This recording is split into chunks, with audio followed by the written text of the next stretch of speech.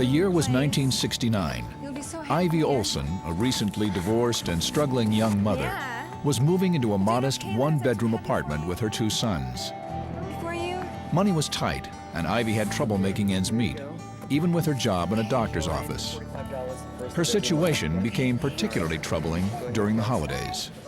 One of the hardest Thanksgivings I ever have had was Thanksgiving after I was divorced. Waking up for Thanksgiving, realizing that nobody had invited us to their home.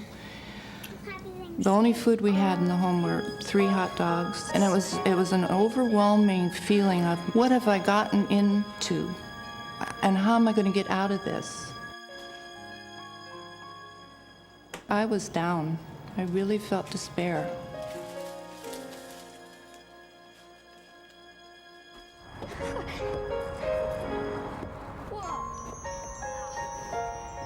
Ivy put on a brave face for her children and took them to a local park, hoping that the boys would have a fun day, even if they couldn't have a real Thanksgiving dinner.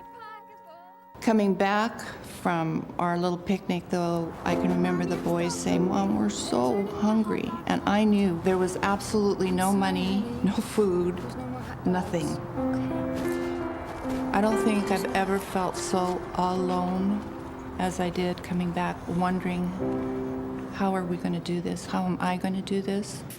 But as she started up the stairs to her apartment, something incredible occurred. Honey! And this little old lady came out of the bottom apartment, and she says, "Oh, honey." I cooked Thanksgiving dinner for you and the boys. And I'm just looking at her. I'd never seen her before. It was just a complete stranger. Oh, no, we couldn't impose. But the woman was so insistent that they join her for dinner that Ivy couldn't refuse. Okay. Thank you so much. That is... The woman's invitation was a prayer answered. Entering the apartment, Ivy felt immediately at home.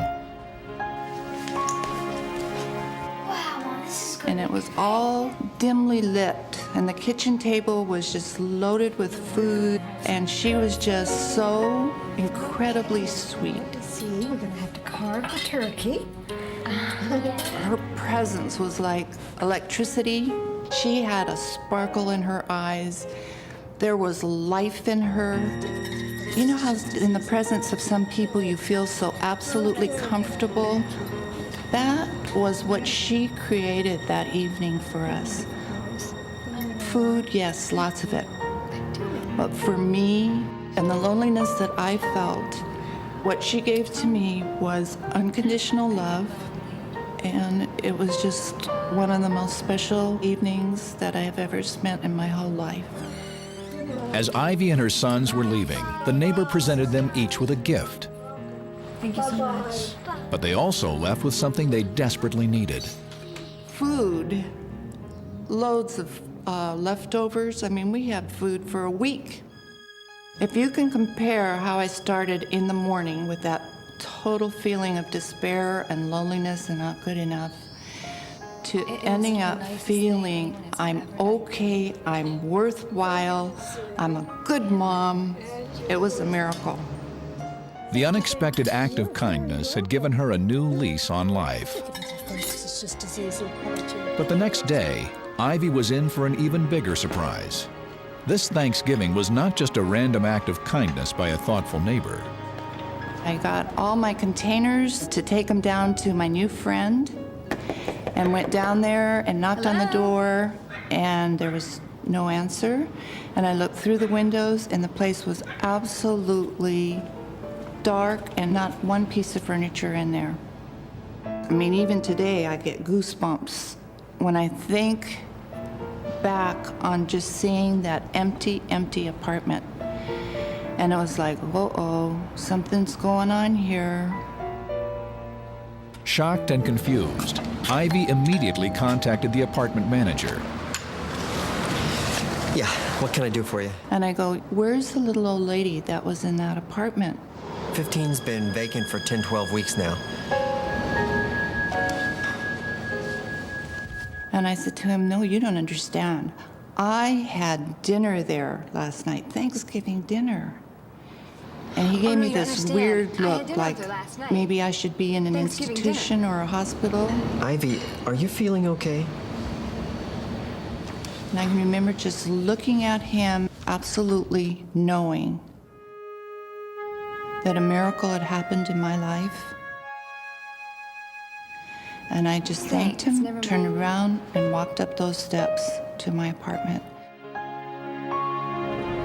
Oh, honey, I cooked Thanksgiving dinner for you and the boys, but As she returned to her home, Ivy began going over the events of the previous evening in her mind. And suddenly she realized the woman had known personal things about her that she couldn't possibly have known, like her favorite food, Potato salad? and the fact that she worked in a doctor's office. do you like your job at the doctor's office? Yeah. How'd you know? Oh, I just know. I often wonder why I didn't pick up at the actual dinner that this was an angel. Well, we're gonna have some good food. I think one of the most important things about my dinner with an angel is that out of my 57 years of living on this earth, that 1.5 hours of being loved unconditional has changed my life so drastically. Can you imagine what it would be like if us earth angels gave some of that unconditional love away? It can make a total difference. Thank you so much.